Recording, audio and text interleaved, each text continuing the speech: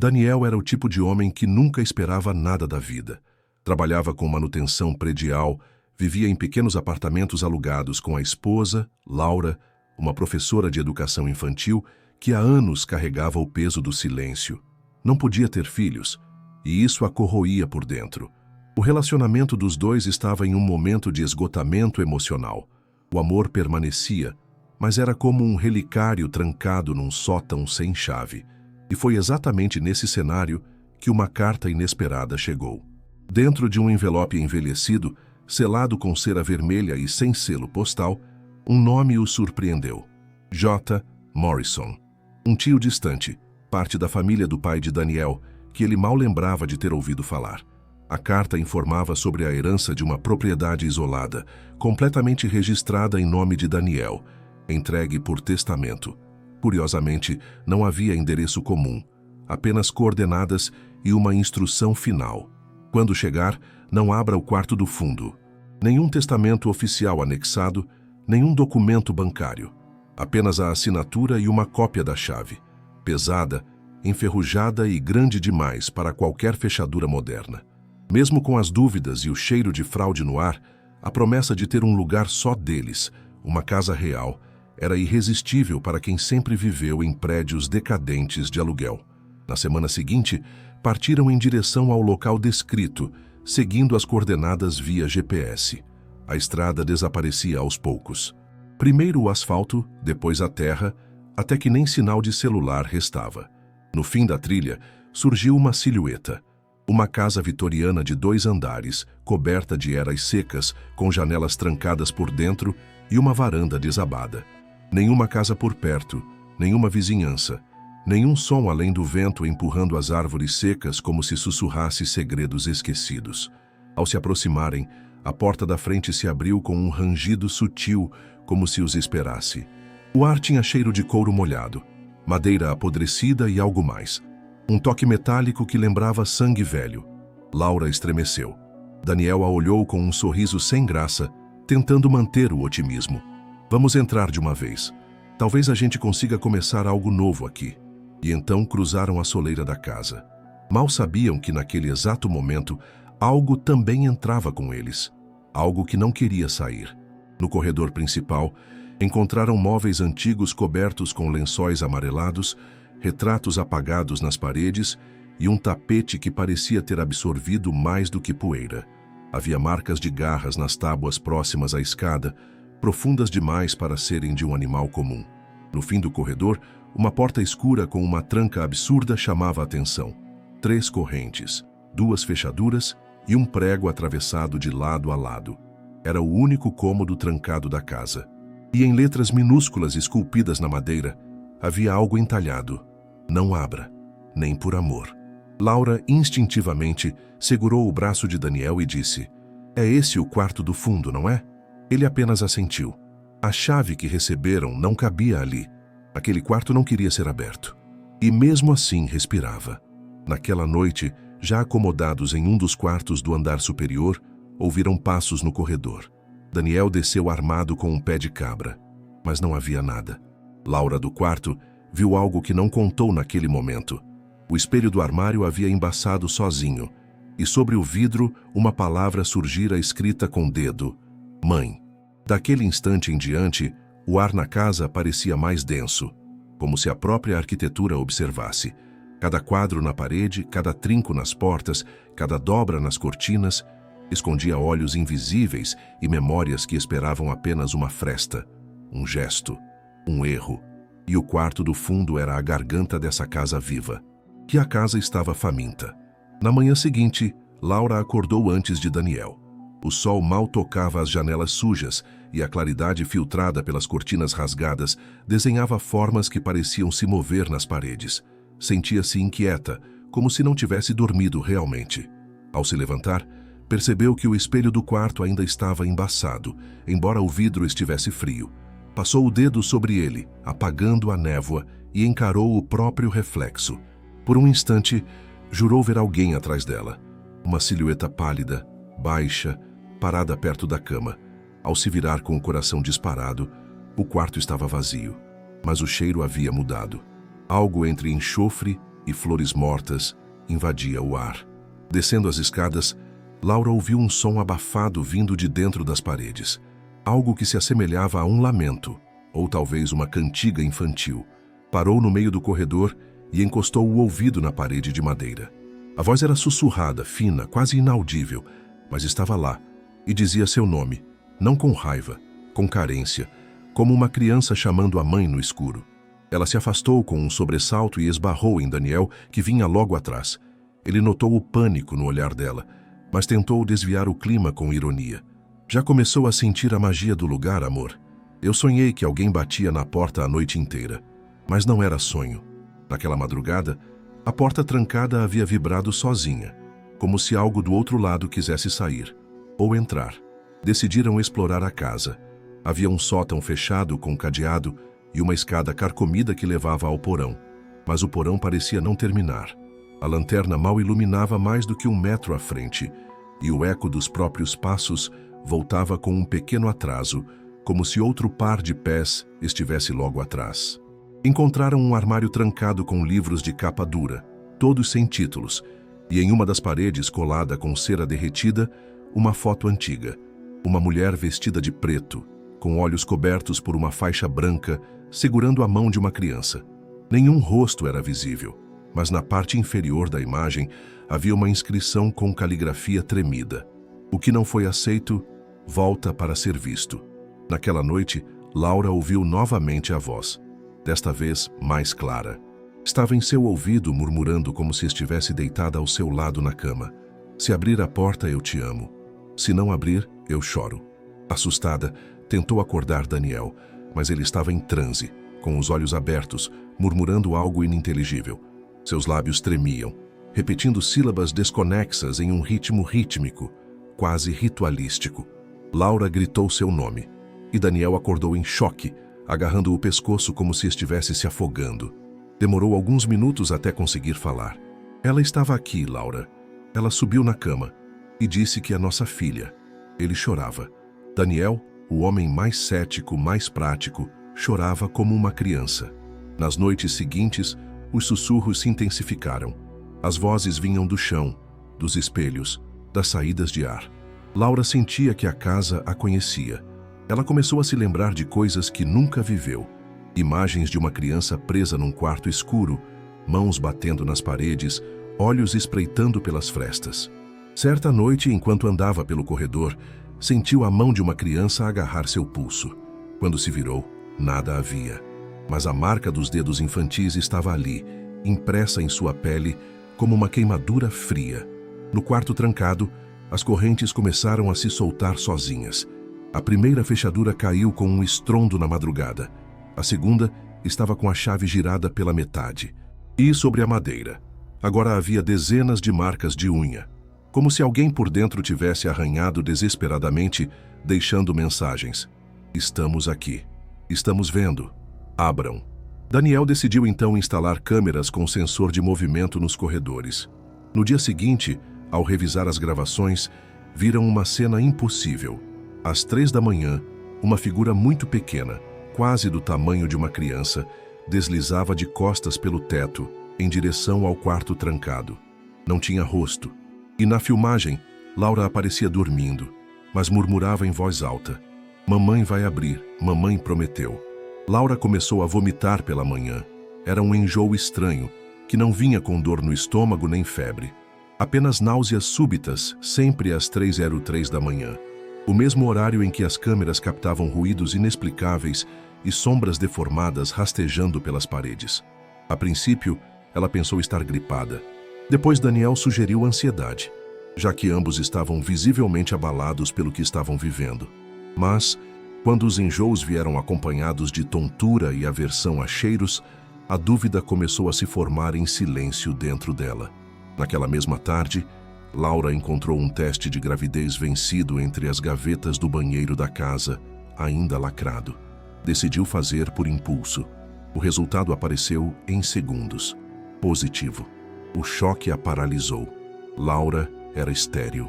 Havia feito tratamentos, exames, consultas. Todos diziam o mesmo. Ela não podia gerar vida. Aquilo era impossível. E mesmo assim, Ali estava o sinal, forte e claro. Um traço rosa como uma cicatriz nova, informando que algo crescia dentro dela. Mas o que exatamente? Ela não contou a Daniel de imediato. Passou a noite deitada de costas, mãos sobre o ventre, sentindo que algo ali dentro a escutava. Sentia pequenos toques internos, como dedos querendo encontrar a saída.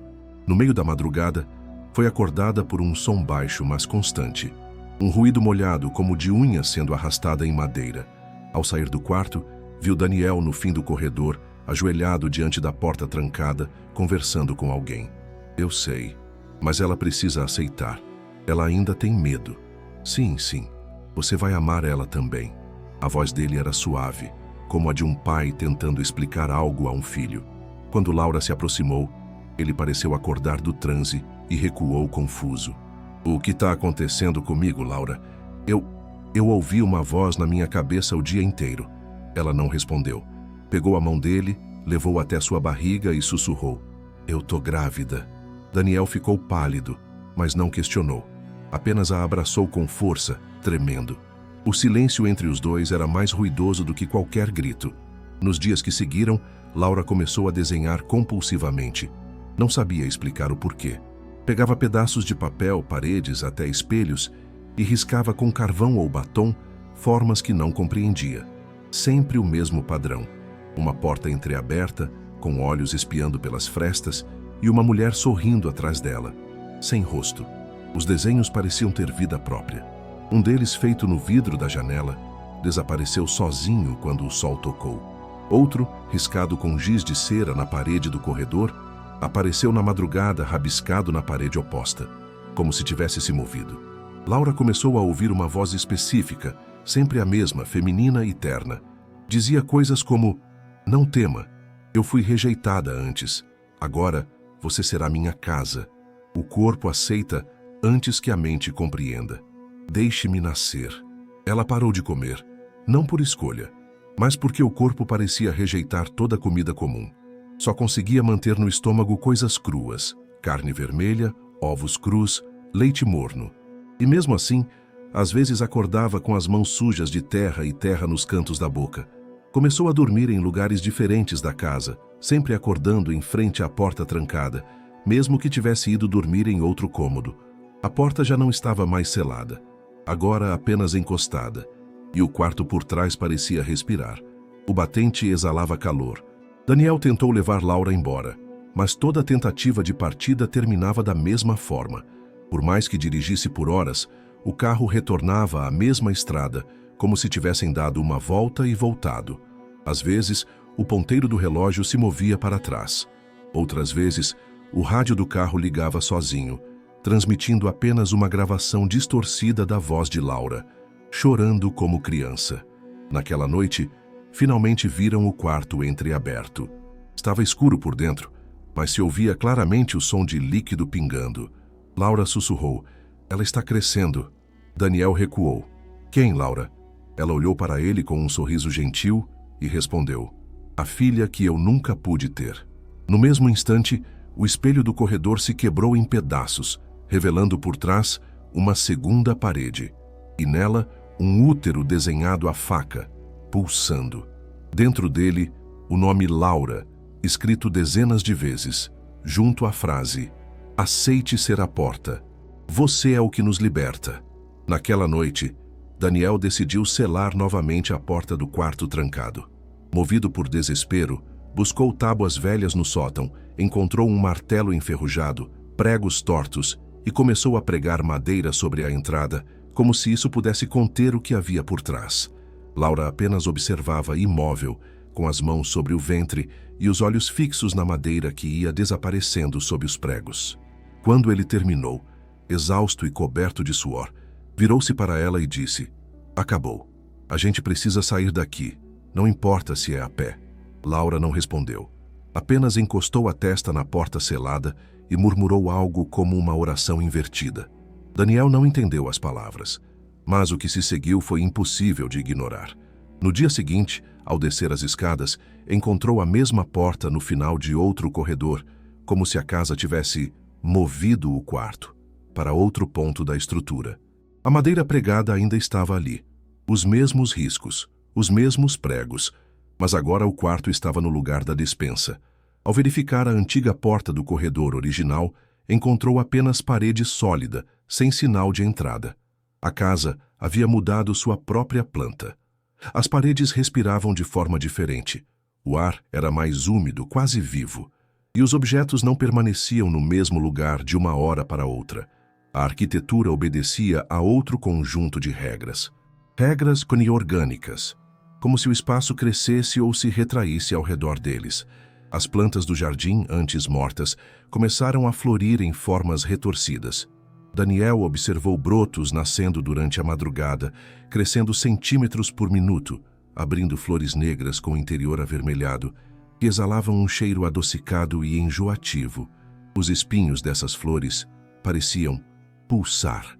Quando Daniel tentou arrancar uma delas, foi cortado na palma da mão. O sangue escorreu para a terra e a flor absorveu o líquido com visível rapidez. Horas depois, cresceu o dobro do tamanho e virou-se na direção da janela da cozinha, como se o observasse. Na noite seguinte, Laura desapareceu por algumas horas. Daniel a procurou pela casa inteira, gritando, chutando portas, revirando cada cômodo, até ouvir um choro baixo vindo de dentro do armário do quarto deles. Ao abrir, encontrou Laura agachada, nua, com as mãos cobrindo o rosto, tremendo como uma criança assustada. Quando ele a envolveu em um cobertor e tentou acalmá-la, ela apenas repetia: "Eu estive lá dentro, Daniel. Eu vi os outros. Eles esperam. Eles querem vir." Insistindo para saber do que ela falava, ouviu de Laura um relato perturbador. Durante um sono profundo, ela sonhou que estava dentro do quarto trancado, mas ele era infinitamente maior por dentro, como uma catedral subterrânea. As paredes eram feitas de carne pulsante. No chão, dezenas de crianças sem olhos se arrastavam gemendo, presas por correntes invisíveis, tentando alcançá-la. Cada uma murmurava uma palavra: "Mãe." Ela reconhecia algumas. Uma delas tinha sua voz, outra, seus olhos. E todas sussurravam em uníssono: "Nós somos o que foi esquecido." Daniel, desesperado, tentou mais uma vez fugir com Laura, mas a casa impedia.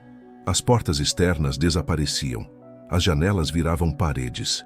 O celular mostrava datas diferentes a cada reinicialização. Em uma delas, dizia que estavam em 87, em outra, 923.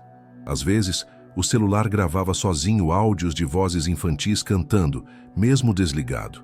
Ao ouvir um deles, Daniel se encolheu. A gravação trazia uma cantiga que sua mãe lhe cantava quando era bebê, mas a voz na gravação não era dela. Era uma voz infantil, distorcida, tentando imitar um adulto. A casa agora tinha vontades. Quando Daniel tentava sair de um cômodo, as paredes se estreitavam. Ao tentar subir para o quarto, os degraus se multiplicavam infinitamente. Era como se o local testasse seus limites. O chão às vezes se tornava gelatinoso, outras vezes se dobrava como papel. As portas rangiam de maneira rítmica, como se respirassem com a casa. E, principalmente, o quarto do fundo sempre reaparecia. Não importava onde fosse selado ou ocultado. Ele era a casa. Em uma madrugada sufocante, Daniel acordou com uma sensação gelada sobre o peito. Abriu os olhos e viu Laura parada ao lado da cama, encarando-o com os olhos completamente negros. Ela murmurava algo em outro idioma, a barriga iluminada por uma luz fraca vinda do teto, como se brilhasse por dentro. Ela então disse: "Eles encontraram meu corpo fértil. Agora me usam para nascer." E sorriu. Um sorriso largo demais para seu rosto. Daniel gritou, mas no instante seguinte, Laura já estava deitada, dormindo sem lembrar de nada. O chão do quarto, porém, estava molhado de sangue. Daniel começou a procurar respostas. Era a única maneira de preservar a própria sanidade, ou ao menos adiar a rendição ao pavor crescente que dominava cada cômodo da casa. Revirou todos os armários, sótãos, gavetas escondidas e compartimentos sob o piso do porão. A madeira rangia como se reclamasse de cada passo, e em certos momentos, ele tinha certeza de que a casa se contraía à medida que ele se aproximava do antigo escritório nos fundos, o único cômodo que ainda não haviam aberto desde que chegaram.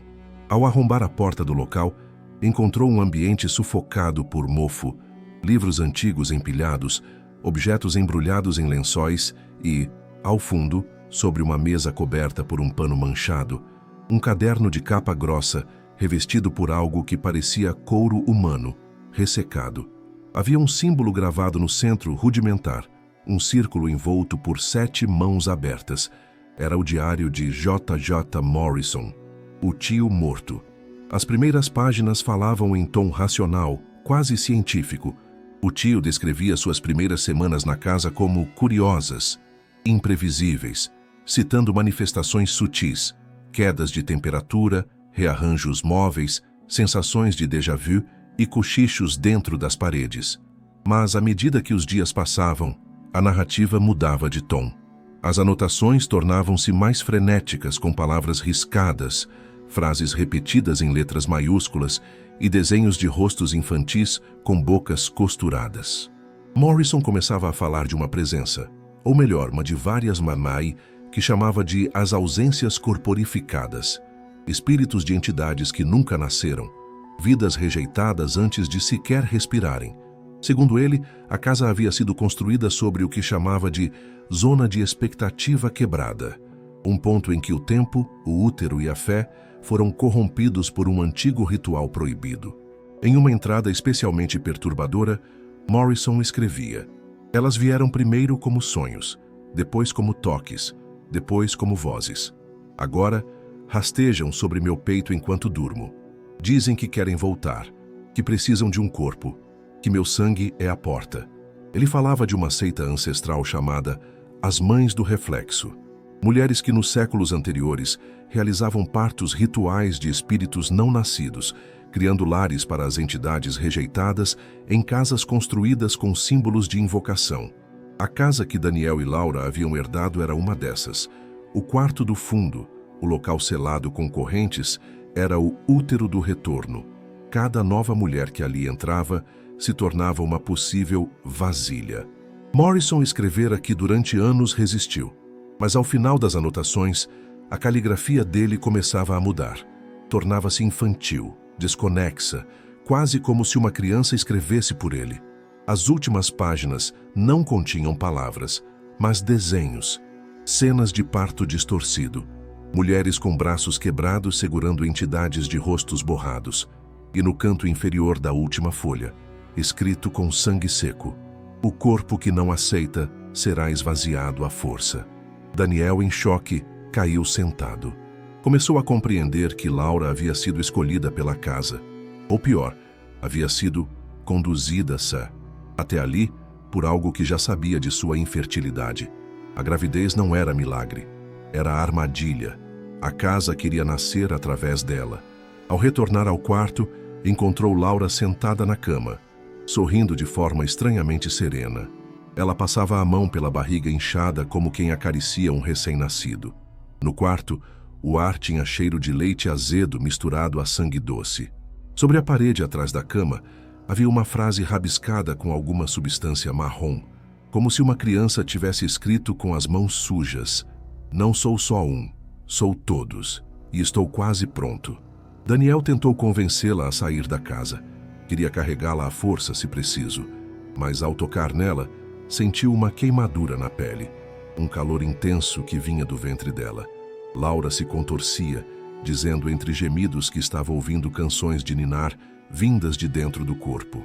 Dizia que o bebê, ou seja lá o que fosse, cantava para ela. Cantigas que ela jamais conhecera, mas que reconhecia como familiares. Cantigas que sua mãe, que já havia morrido, jamais cantara, mas que estavam dentro de sua mente como memórias enxertadas. Na madrugada seguinte, Laura desapareceu novamente. Daniel a encontrou trancada dentro do quarto do fundo, agora inexplicavelmente inaberto e sem qualquer vestígio de selagem. Ela estava deitada no chão frio, nua, cercada por marcas de mãos infantis feitas com tinta preta. O chão parecia pulsar sob ela, como se a madeira tivesse batimentos. E de dentro do ventre dela, Daniel pôde jurar que ouviu uma gargalhada grave, masculina, ecoando como se estivesse dentro de um poço. Laura se levantou com dificuldade, olhou para ele e disse: "Eu não estou mais só. Ele quer nascer." E vai. Daniel não suportava mais o peso da ignorância. Sentia-se esmagado pela certeza de que algo monstruoso crescia dentro de Laura. Algo que não podia ser nomeado, que violava tudo o que ele conhecia como vida, ciência ou realidade. Naquela manhã, decidiu que, custasse o que custasse, levaria Laura a um hospital. Caminharam por mais de 1 hora pela estrada, atravessando o mesmo trecho várias vezes, como se a floresta ao redor girasse em espiral.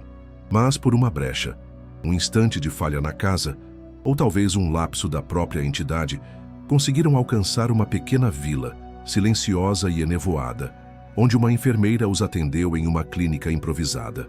Era o primeiro contato humano em semanas. Laura estava pálida, os olhos escuros como carvão, mas docilmente colaborou com o atendimento. A enfermeira, de nome Ompa Amanda, conduziu-a até a sala de exames. Daniel ficou do lado de fora, mão suando, coração martelando no peito, como se a qualquer momento o teto fosse cair sobre sua cabeça. Do interior da sala, ele ouviu o som do aparelho de ultrassom ligando, e então, o silêncio. 5 minutos depois, Amanda saiu branca como giz. Seus lábios tremiam. Chamou Daniel e sussurrou: "O que ela tem dentro? Não tem batimentos, não tem membros, não tem forma." Ele entrou com pressa, mas o monitor estava desligado. Laura o encarava com um sorriso sereno, como se nada tivesse acontecido. Quando Daniel tentou ligar o aparelho de novo, ouviu-se um chiado agudo, como uma interferência antiga de rádio, seguido de um grito abafado, mas não vindo da garganta de Laura, e sim do próprio monitor, como se alguém gritasse do outro lado da tela. Por fim, surgiu uma imagem borrada, granulada, que durou menos de 1 segundo, mas foi suficiente. O que se movia dentro dela tinha olhos demais. Não era um feto. Era uma massa pulsante com vários rostos se fundindo, como se muitas crianças tentassem sair ao mesmo tempo. O aparelho explodiu. Literalmente. Um estouro de faíscas jogou Daniel e Amanda contra a parede. Laura não se mexeu, apenas acariciou a barriga e disse: "Eles não gostam de serem vistos antes da hora." Amanda quis chamar a polícia, mas o telefone fixo da clínica saiu do gancho sozinho. O fio enrolou no próprio pescoço como uma cobra, e o aparelho caiu, rachando ao meio. O sinal do celular também desapareceu. Na janela, uma névoa densa cobria a rua, mesmo sendo meio-dia. Amanda, aterrorizada, trancou a porta da clínica, mas Laura apenas a encarou e murmurou: "Você vai esquecer tudo, agora." Quando Daniel olhou de volta para Amanda, ela estava em transe, parada, com um leve sorriso no rosto, como se estivesse dormindo acordada. Depois, voltaram a pé para a casa. Nenhuma palavra trocada, nenhum pensamento racional. Era como se algo tivesse selado suas bocas por dentro. Ao cair da noite, Daniel sentiu sua sanidade se partir em fendas. Trancado no banheiro, chorava em silêncio, encarando o próprio reflexo no espelho. Mas o reflexo não chorava com ele. O reflexo sorria. O reflexo piscava em momentos em que ele não piscava. E então, o reflexo sussurrou, sem abrir a boca: "Não há fuga, só parto." Na madrugada seguinte, Daniel acordou deitado no chão do quarto do fundo, mesmo tendo dormido no corredor. Estava nu, com cortes finos espalhados pelo peito e pelas pernas, como se alguém o tivesse marcado. Ao seu lado, uma boneca antiga, de porcelana rachada, segurava um papel amassado. Nele, desenhado com sangue, havia um esboço da casa, mas com dezenas de quartos escondidos atrás das paredes, como se ela fosse maior por dentro, como se outros morassem ali, mesmo que invisíveis. Laura apareceu na porta com um vestido branco manchado de lama. Seu ventre estava maior, e ela cantava baixinho uma melodia desconhecida. Ao encará-lo, disse: "Você também tem uma função, Daniel. O corpo masculino ajuda na abertura. Precisa haver entrega." Nos dias seguintes, Daniel começou a vomitar terra. Primeiro pequenos punhados, depois pedaços de raízes, larvas, insetos vivos. Uma madrugada, vomitou uma aliança que não era sua, mas que trazia o nome Morrison gravado por dentro. Em outra ocasião, vomitou uma mecha de cabelo infantil amarrada com fita vermelha. A casa o aceitava agora. Estava moldando seu corpo, preparando-o. Laura dizia que os dois seriam a porta e a moldura, que o nascimento precisava dos dois, que aquele parto não era humano, era dimensional. O chão começou a rachar ao redor da cama, e do piso quebrado surgiam dedos, mãos pequenas e translúcidas que se retraíam quando expostas à luz, mas à noite arranhavam as tábuas de forma rítmica, como um relógio biológico monstruoso, contando os minutos até o nascimento. Naquela madrugada, Laura acordou gritando, não com medo, mas como quem fosse rasgada por dentro. Daniel correu até o quarto e a encontrou de joelhos sobre o chão de madeira que agora pulsava como carne viva. O ventre dela estava monstruosamente distendido, não por causa de um bebê, mas como se algo dentro se contorcesse, esticando os limites da anatomia humana. Seus olhos estavam completamente negros, as veias salientes no pescoço e nos braços se movendo sob a pele como serpentes.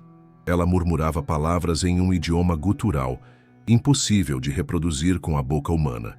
Mas Daniel entendia, não pelas palavras, e sim pelo instinto primitivo, de que o que estava para acontecer não pertencia ao mundo dos vivos. O teto do quarto começou a escurecer. Umidade escorria pelas paredes e gotejava do lustre. Quando Daniel olhou para cima, viu que a escuridão não era sombra, era pau profundidade. Uma espécie de fenda circular se abria no teto, mostrando não o andar superior, mas um céu estranho, repleto de formas flutuantes, olhos giratórios e fragmentos de ossos suspensos. A casa se conectava a outro lugar. Não era inferno, nem céu. Era algo anterior à linguagem, anterior à ideia de bem ou mal. Um útero cósmico que existia entre camadas do tempo e da dor. Ali, o parto aconteceria. Laura foi puxada pelo ventre por mãos invisíveis e levada lentamente até o centro do quarto, que agora havia se transformado em uma espécie de altar orgânico. As tábuas do chão se abriram como pétalas, revelando uma espiral que descia para o nada. O ar cheirava a ferro e leite podre. Daniel, paralisado, tentou se mover, mas os pés estavam presos por dedos que emergiam das frestas do piso. As mãos infantis o agarravam com força surpreendente, obrigando-o a assistir. A casa inteira gemeu. As paredes vibraram. Os espelhos estouraram. E então, ela começou a dar à luz. Não houve sangue. Houve luz negra. Uma matéria densa e líquida que flutuava no ar como fumaça viva. Do ventre de Laura saía algo que não tinha forma definida. Era como uma criança feita de memórias, fragmentos de corpos, pedaços de almas coladas com ódio. Cada parte da criatura que nascia exalava um som, uma risada infantil, um grito de dor, uma música de ninar, uma prece em latim. Tudo ao mesmo tempo. Aquilo não era um filho, era uma colheita. E ao seu redor, dezenas de figuras começaram a se formar. Crianças sem olhos, com os rostos costurados, rastejando pelas paredes, saindo dos espelhos, das rachaduras, dos armários, dos quadros antigos. Elas batiam as cabeças no chão ritmicamente, como em reverência, e cantavam uma mesma palavra, num coro suave, sinistro, arrebatador. Mãe, mãe, mãe. Laura flutuava, seu corpo se distendia. Daniel gritava, mas a voz não saía. Dentro da casa, o tempo congelava, distorcia, se dobrava sobre si. Viu a si mesmo em outras posições, em outros cantos do quarto, com expressões diferentes. Em uma delas, estava morto. Em outra, era ele quem dava a luz. Em outra, estava amamentando a criatura que saía de Laura. Tudo existia ao mesmo tempo. O parto não acontecia em um só lugar. Estava ocorrendo em todas as versões possíveis da casa. Cada realidade abrigava uma Laura, um Daniel, uma criatura diferente. E a casa era a conexão entre essas versões. O nascimento era interdimensional. A criatura que emergiu flutuava sem tocar o chão. Era translúcida e líquida, mas com múltiplos rostos que mudavam o tempo todo. Um dos rostos era o de Daniel quando criança, outro era o rosto de sua mãe, outro era o de Laura, e muitos mais que ele nunca havia visto.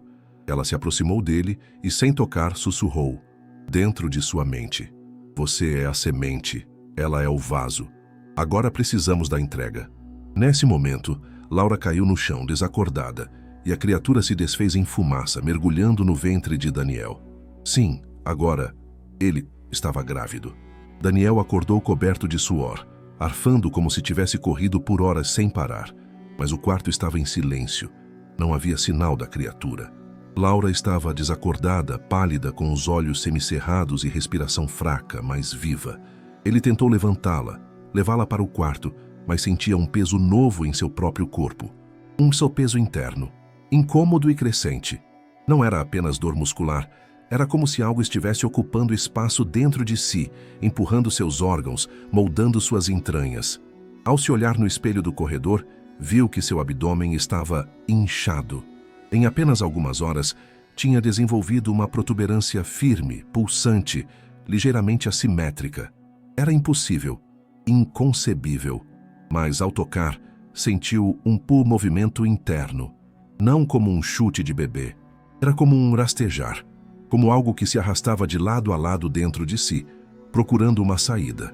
Sentiu-se enjoado, correu até o banheiro e vomitou novamente terra, mas agora com pequenos dentes humanos, brilhantes e intactos, entre os torrões. Nos 3 dias que se seguiram, Daniel não dormiu. Não porque não quisesse, mas porque a casa não permitia. As paredes mudavam constantemente. Cada vez que fechava os olhos, acordava em um cômodo diferente. Às vezes, trancado. Às vezes com paredes cobertas de carne viva. Em uma madrugada, acordou dentro do armário do quarto do fundo, amarrado com cordões umbilicais que saíam da madeira.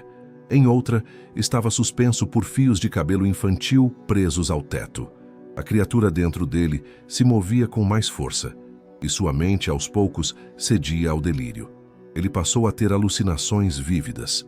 Via versões alternativas de si mesmo. Um Daniel enforcado no porão, outro com os olhos arrancados vagando nu pelo sótão, outro amamentando uma criatura sem rosto em uma poltrona antiga. Essas visões vinham acompanhadas de sons impossíveis. O choro de um bebê de dentro de uma parede de concreto, risadas que vinham dos canos da pia, preces sussurradas debaixo da cama. Ele não sabia mais o que era sonho, o que era real ou quem ele era. O segundo dia foi marcado por sangramento. Ele acordou com o lençol manchado de um líquido escuro, viscoso e quente. Sua barriga estava mais inchada e agora pulsava visivelmente, como se algo lá dentro tivesse batimentos próprios. Tentou cortar a pele, mas a lâmina entortou. Sua carne não obedecia mais às leis humanas. Era como se sua pele tivesse se transformado em membrana uterina. Laura despertou brevemente naquela tarde. Olhou para Daniel e murmurou: "Você precisa carregar até o fim, senão tudo volta." E apagou novamente. Na noite do segundo dia, o quarto se encheu de vozes infantis, todas dizendo seu nome. Elas vinham debaixo do assoalho, de dentro das paredes, de trás do espelho. Algumas sussurravam com ternura, outras gritavam como se estivessem sendo sufocadas. Uma delas nitidamente era a voz dele mesmo, criança. Disse: "Pai, não me deixe aqui, me deixa nascer." O terceiro dia foi o pior. Ele perdeu os dentes. Um a um todos caíram. Não com dor, mas com naturalidade, como se fossem folhas secas se soltando no outono. Em troca, começou a nascer o terceiro olho no centro de sua testa, pequeno, de pálpebras finas, que se abria apenas durante os surtos de dor. Quando abria, ele via a casa por dentro.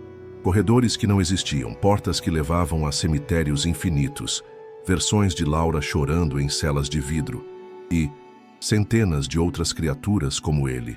Todos homens, todos grávidos, todos deitados em camas circulares, aguardando o momento do nascimento. Era um sistema, uma engrenagem antiga, um ciclo macabro de reprodução espiritual. Na manhã do quarto dia, o chão do quarto começou a se mover, como se algo estivesse tentando emergir por baixo. E a barriga de Daniel rompeu com um estalo agudo, não de dor, mas de abertura, uma rachadura vertical, como um zíper se desfazendo sem sangue. De dentro dele, luz escura. Começou a sair, acompanhada de uma substância gelatinosa que exalava cheiro de leite azedo e ossos queimados. Ele não gritava, apenas chorava. E então ouviu pela última vez uma voz dentro de si. Obrigado por me trazer. Agora você pode desaparecer. Daniel caiu no chão, esgotado, sem forças para se mover. Seu corpo havia sido consumido por algo que ele jamais compreenderia. A ferida em seu ventre não sangrava. Cicatrizava lentamente com uma textura semelhante à de uma casca de árvore enegrecida. Ao seu redor, o chão tremia em pequenos espasmos, como se algo tivesse nascido debaixo da casa, e não dentro dele. Mas não havia bebê, não havia choro de recém-nascido. O que emergiu da rachadura que se abrira no piso da sala não era uma criança. Era algo que imitava a infância de forma obscena.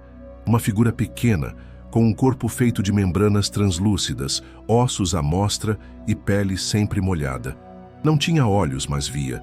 Não tinha boca, mas falava. E sua primeira frase, dita diretamente dentro da mente de Daniel, foi: "Agora eu posso moldar." A criatura caminhava em 4 membros, ora como um bebê, ora como um animal.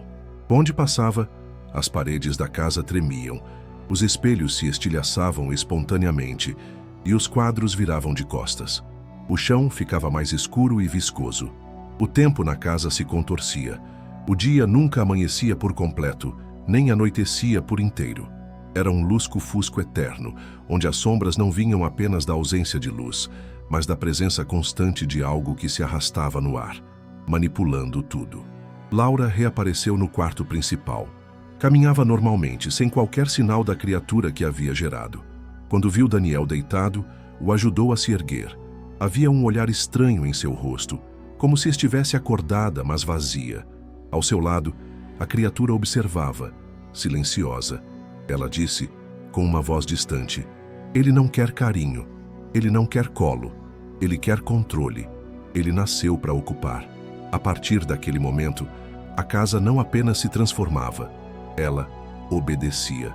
As portas se abriam para a criatura, os móveis se moviam por vontade própria, os quartos se multiplicavam. Daniel andava por corredores que nunca haviam existido e encontrava espelhos que mostravam cenas que jamais aconteceram. Em uma das imagens refletidas, viu-se esfaqueando Laura. Em outra, viu-se sorrindo com a criatura no colo, enquanto o mundo do lado de fora era engolido por fumaça negra. Cada espelho mostrava um desfecho possível, e todos levavam à mesma conclusão: ninguém saía vivo daquela casa. A criatura crescia rápido. Em poucas horas, passou a andar ereto. Sua pele ficou mais opaca, os membros mais longos. Seu crânio se alongava, e marcas como cicatrizes circulares surgiam ao redor do pescoço. Não comia, não dormia, mas falava, sempre com frases que revelavam conhecimento íntimo sobre Daniel e Laura. Memórias de infância, momentos esquecidos, pensamentos privados. Aquilo não era um filho. Era um seu simbionte dominador, que usava suas memórias para parasitar a casa e os corpos. Em um dos raros momentos de lucidez, Daniel tentou fugir. A criatura estava no porão, murmurando para si mesma, rodeada de espelhos quebrados. Laura dormia em um estado de torpor profundo, com olhos abertos fixos no teto. Daniel correu até a porta da frente, que misteriosamente havia se destrancado. Do lado de fora havia um campo. Nada mais. Nenhuma estrada, nenhuma árvore. Apenas um chão liso, branco, com céu negro. Um vazio absoluto. Quando olhou para trás, a casa não tinha mais janelas, nem portas. Só a porta onde ele estava. Ele entendeu. A casa agora era um lugar fora do mundo. Tentou correr para frente, mas a cada passo voltava para o mesmo batente. Caminhava quilômetros, mas ainda assim retornava ao mesmo ponto. Era um ciclo, um anel fechado. A criatura havia transformado o espaço em cárcere absoluto. Quando tentou se jogar no chão para gritar, descobriu que não conseguia mais. As mãos obedeciam, mas o som não saía da boca. A criatura estava tomando não só a casa, mas seus comandos básicos. Era um processo gradual de substituição. A cada minuto, ele perdia algo. O sono, a fome, a dor. depois os sentimentos, depois a vontade. De volta ao quarto, a criatura o aguardava, sentada sobre a cama onde Laura dormia. Ela o olhou com seu não-rosto e disse: "Agora você é o primeiro espelho. Todos os outros virão através de você." Nesse instante, Daniel entendeu. A criatura não queria ser amada. Ela não queria um pai. Ela queria usar seu corpo como catalisador, como âncora para puxar outros como ela. Ele era apenas o molde, o primeiro receptáculo. A casa era o canal. E Laura era a oferenda. A criação não havia terminado. Ela mal tinha começado. Na madrugada seguinte, Daniel acordou com um som que nunca tinha escutado antes, e que ao mesmo tempo lhe parecia absurdamente familiar. Um choro abafado, como de um bebê, mas repetido, não em eco, mas em camadas sobrepostas. Não havia apenas um choro, havia muitos, cada um com um timbre diferente, alguns graves como adultos, outros agudos demais, quase ultrassônicos, como se fossem vozes atravessando a carne dos ouvidos. Levantou-se devagar, sentindo a espinha latejar com um frio ancestral, e notou que a casa tremia por dentro, como se um coração pulsasse debaixo do assoalho. Ao descer as escadas, percebeu que os degraus se multiplicavam. A escada parecia nunca acabar. Cada lance levava a um andar que não existia no projeto original da casa. No segundo andar, encontrou um quarto onde o chão era coberto de fraldas sujas, bonecas queimadas e carrinhos enferrujados. O cheiro era insuportável, uma mistura de leite podre com algo morto há muito tempo. No centro do quarto, uma moça jovem, completamente nua, dava à luz sobre uma banheira cheia de sangue. Mas o rosto dela era o rosto de Laura, uma versão mais jovem.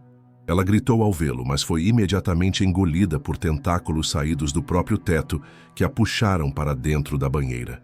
No andar seguinte, Daniel viu um berçário infinito. Berços se estendiam até o horizonte de um corredor distorcido.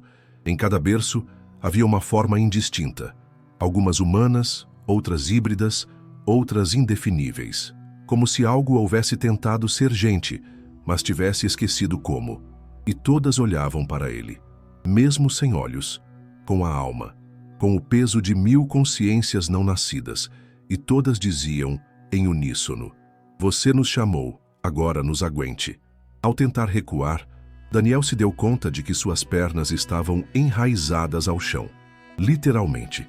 Cabelos saíam da sola dos seus pés, penetrando a madeira como raízes finas e escuras. A casa o absorvia. A cada hora, ele se tornava mais casa e menos homem. Os dedos começaram a engrossar como galhos. A pele escurecia como verniz velho, e ele sentia suas entranhas se moldando à arquitetura viva. Era um útero arquitetônico, um organismo-mãe que agora usava Daniel como placenta dimensional, e os nascimentos não paravam. No sótão, versões distorcidas de Laura davam à luz em sincronia, com olhos virados, cabelos flutuando no ar como se estivessem debaixo d'água. Em cada parede surgiam novas portas, portas que não levavam a lugar algum, apenas a cópias da mesma sala, onde outras mulheres mal pariam cópias da mesma criatura. Algumas dessas mulheres eram reconhecíveis. Amanda, a enfermeira da clínica. Outras eram estranhas, mas todas tinham o mesmo olhar vazio, a mesma expressão de rendição espiritual. Daniel percebeu então que nenhuma delas havia entrado fisicamente na casa. Algumas existiam apenas como ideia, outras como memórias de abortos esquecidos, outras como desejos reprimidos de maternidade. A criatura havia aprendido a parir a partir do pensamento, e diz, da culpa, da carência, da dor que cada uma dessas consciências carregava. E ao fazer isso, ela se multiplicava. E ele era o condutor. O porão da casa agora era um caldeirão uterino, com paredes cobertas de carne pulsante. Do teto pendiam cordões umbilicais, e do chão brotavam estruturas ósseas que lembravam berços invertidos. Daniel era arrastado até o centro da estrutura, onde um altar havia se formado. Nele, uma versão híbrida da criatura original, com seu rosto misturado ao de Laura, com olhos de Daniel e a voz de uma criança doente, o encarou e disse: "Chegou a hora de fechar o ciclo. Agora, você será o último a nascer." Ele não compreendeu, mas foi deitado sobre a estrutura viva, e ali percebeu que a casa não estava apenas gerando filhos. Estava dando à luz a ele mesmo, em outra forma, como se toda a jornada tivesse sido um ritual de transformação para que ele se tornasse a nova entidade gestadora, substituindo o que antes era apenas espaço por presença. O ciclo não era sobre o nascimento de um ser, era sobre o nascimento de um conceito. Daniel seria agora o arquétipo da porta, o novo quarto do fundo, o útero consciente que perpetuaria o chamado. E então, do fundo do altar, uma voz feminina, doce, que ele reconhecia como sua mãe, morta há tantos anos, sussurrou: "Você nunca foi filho, você sempre foi passagem." 3 dias depois, a casa respirava sozinha. As janelas se expandiam e contraíam como pulmões, as paredes exalavam umidade com odor de parto e os espelhos pulsavam como membranas prestes a romper. Daniel já não era mais um homem, ou melhor, já não era só um homem. Ele era agora uma extensão sensível da casa, um órgão vivo, uma interface entre o mundo físico e o abismo onde todas aquelas presenças tinham origem. Sua carne havia se misturado ao ambiente, e seu rosto agora era apenas uma das muitas faces entalhadas nas colunas, como se tivesse sido absorvido e replicado. Laura também havia se tornado parte da estrutura. Seu corpo estava preso a um trono de ossos e raízes no andar superior, e sua voz ecoava por todas as salas ao mesmo tempo, murmurando canções de ninar em idiomas extintos. Ela era agora o eco materno da casa, sua voz guia, sua alma de chamada. E o filho, a criatura primeira, havia saído do porão. Ele andava pela casa como um rei, como um maestro de uma orquestra obscura, apontando para paredes que se abriam, para portas que se multiplicavam, para cômodos que se duplicavam sozinhos. Cada gesto criava mais espaço. Cada suspiro dele abria uma nova janela para outros mundos. E então, a infecção começou. Tudo que a casa tocava levava consigo a semente dimensional da entidade. Uma carta deixada por engano no portão de uma fazenda próxima causou o desaparecimento de 4 pessoas. Um espelho antigo vendido por engano num brechó transformou o apartamento de uma jovem mãe num portal de sonhos impossíveis, onde o choro do filho se misturava a vozes que vinham de dentro das paredes.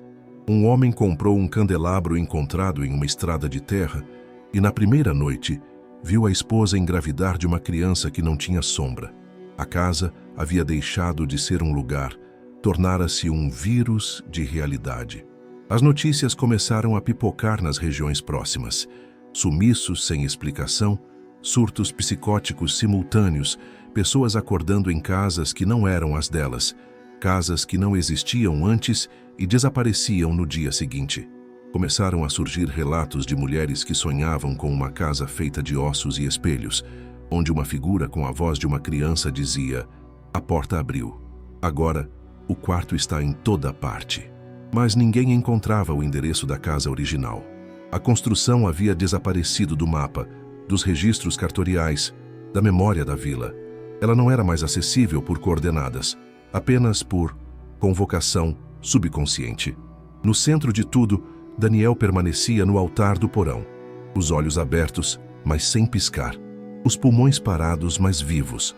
Sua mente pulsava entre dimensões, conectada a milhares de mulheres, homens, crianças e criaturas que, em diferentes realidades, começavam a gestar a mesma coisa: o retorno da entidade primeira.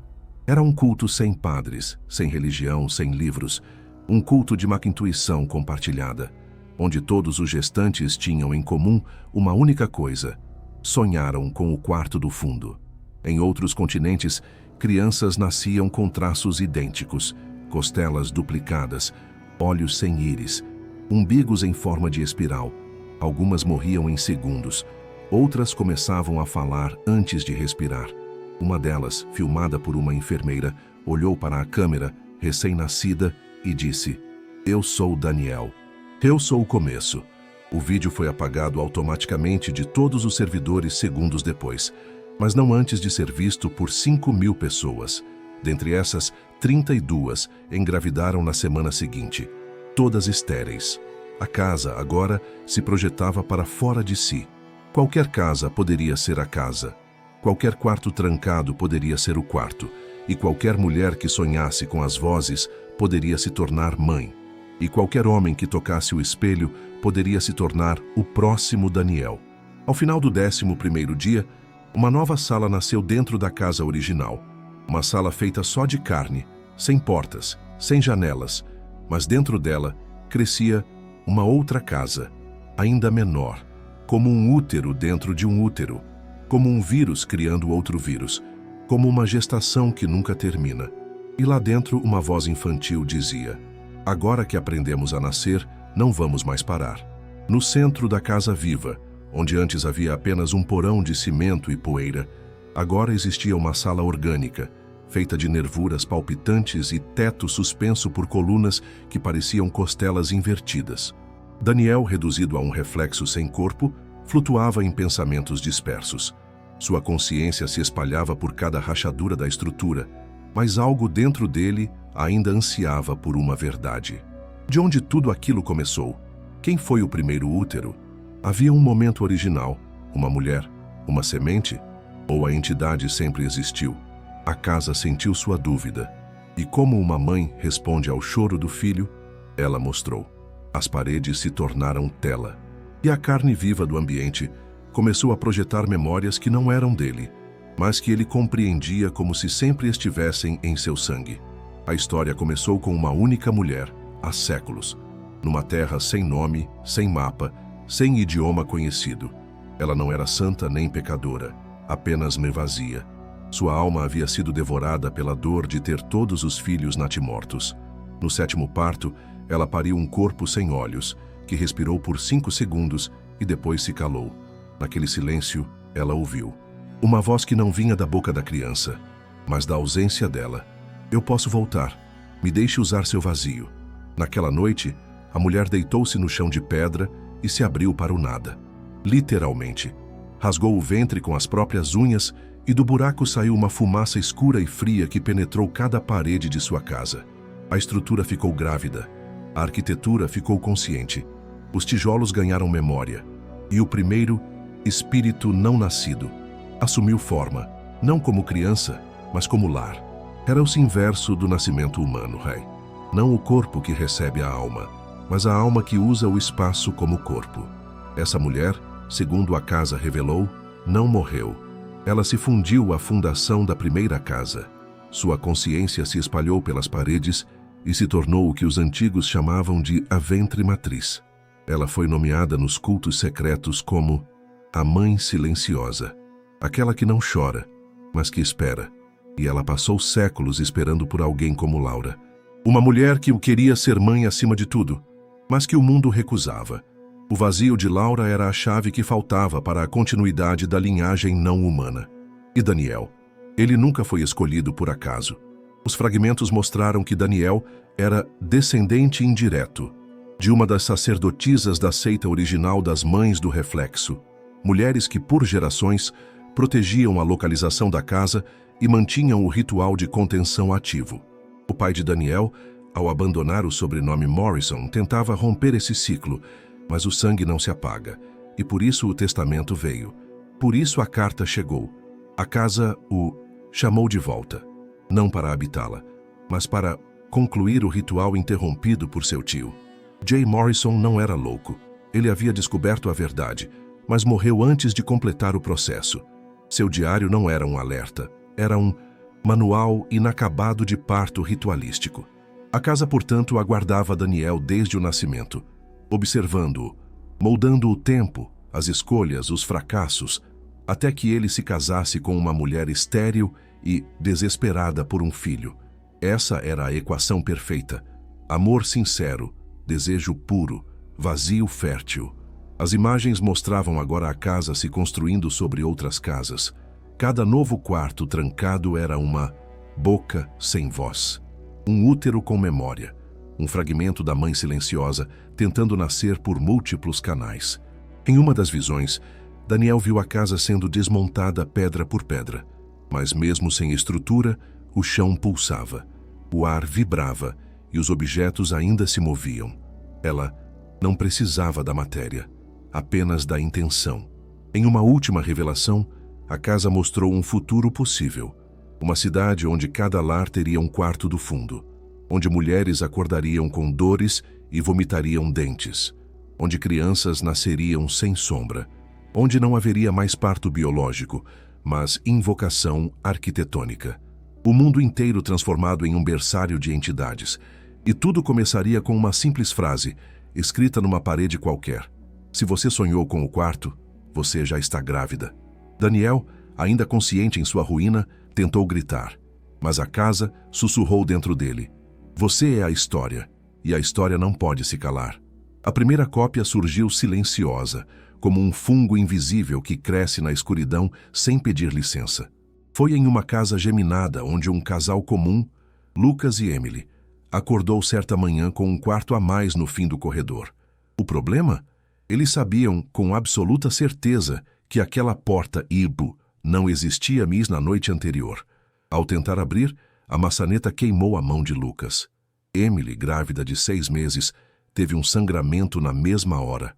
Ao irem ao hospital, os médicos constataram que ela nunca esteve grávida. O ultrassom mostrava um útero vazio, mas o bebê chutava, movia-se, crescia e falava com ela. Em outro lugar, uma adolescente chamada Mu Isabelle começou a desenhar compulsivamente o mesmo símbolo, uma espiral feita de pequenos olhos infantis. Não sabia de onde vinha, mas sonhava com uma casa com ossos nas paredes e vozes dentro da banheira. Os pais achavam que era esquizofrenia, até que encontraram um quarto lacrado atrás de uma estante no porão. Ao abrirem, havia uma cadeira de parto antiga, enferrujada, coberta de terra. A partir dali, Isabelle começou a falar línguas mortas, e a mãe, estéril há 20 anos, acordou grávida, sem explicação. No Japão, um artista plástico construiu uma maquete em miniatura de uma casa abandonada, baseada em um sonho recorrente. Na primeira noite que dormiu com a maquete em casa, sua esposa abortou de 7 semanas, sem nunca ter estado grávida. No dia seguinte, a maquete cresceu 5 centímetros e passou a gotejar sangue pelo telhado. A entidade havia ultrapassado o espaço original. Agora, ela usava 1000 pessoas como pontes. Cada uma que sonhava com o quarto do fundo se tornava uma extensão da planta viva. Cada lar que abrigava culpa, trauma ou desejo de gestação se tornava um solo fértil. A casa já não precisava ser construída com tijolos. Bastava um armário esquecido, uma porta que ninguém abria, uma memória mal resolvida. Na Argentina, uma freira chamada Sofia, que nunca tivera contato com a internet, começou a ter pesadelos com um homem de olhos costurados que oferecia o milagre da concepção sem pecado. Quando começou a sangrar por 7 dias sem parar, os médicos a encontraram com um saco gestacional vazio, mas com marcas de mãos de bebê por dentro do útero. No convento, descobriram um alçapão sob o altar da capela que levava a um cômodo selado.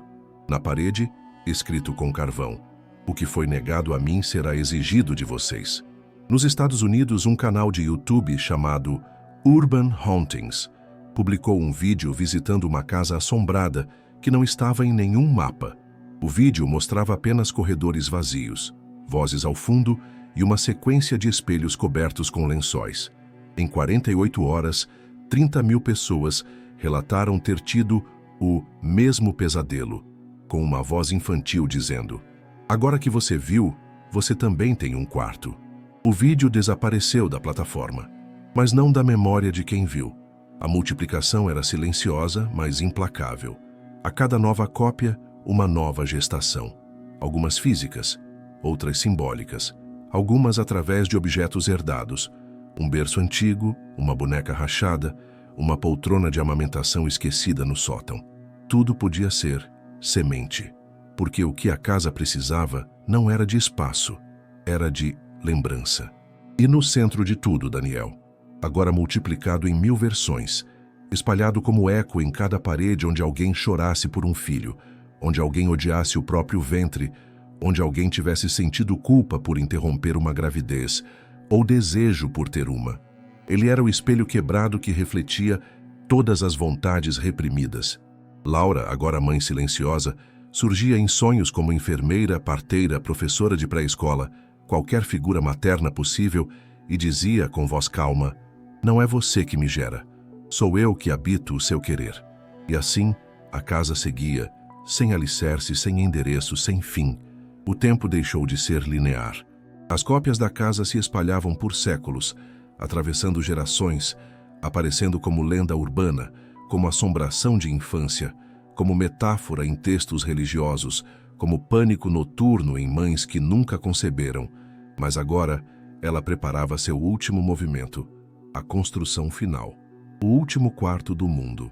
Não um lugar físico, mas uma ideia tão poderosa que ninguém mais conseguiria esquecê-la. E quando isso acontecesse, não haveria mais necessidade de paredes. O nascimento aconteceria, na mente coletiva.